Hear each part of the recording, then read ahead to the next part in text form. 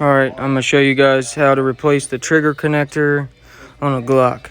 First thing you're going to need is the Glock push pin tool, some kind of flathead screwdriver, or anything to pry up on your locking block.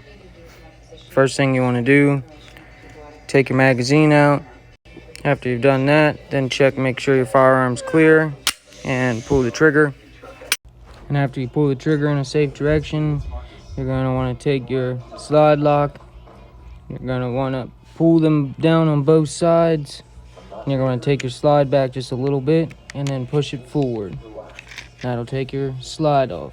After you've done that, you'll have just your frame. And you're going to want to take this pin out here that goes to your trigger housing. Just want to push that pin. Then after you remove that one, you're going to want to take your middle one out here, which is your locking block. And as you start to push it, if it doesn't go, you want to push in up on your slide release.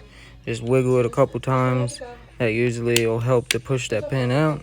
After you remove that pin, now you're going to take out the locking block here. You just want to take something flat and you're going to want to wedge it just there and just pop it up a little bit. Then after you pop it up a little bit, you just want to remove it. After you've removed that, then you have your slide release. Take that out. Since you already removed that pin, you can just pull up right here on your extractor, and that'll remove your whole trigger assembly.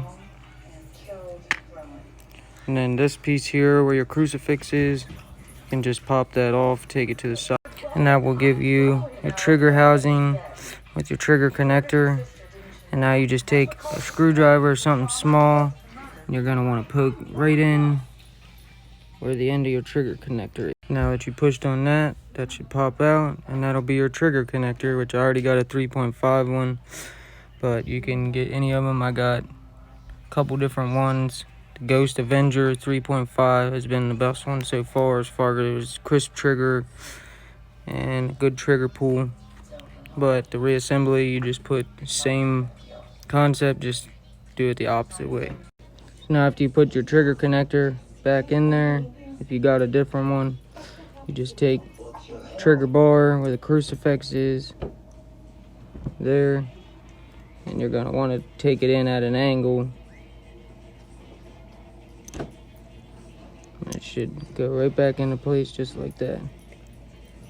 Then just put your trigger and the housing back in the same place. It should all fall right back in there. Then you want to put your slide lock. And then you got your locking block. Put that in. And to put the pins back in, you got your locking block one there. And same thing with putting it back in. When you go to put it in, if you just push up a little bit on your slide release, it'll go in pretty easy. And then you put in your trigger housing pin, and it'll be back together. And that's how you replace your trigger connector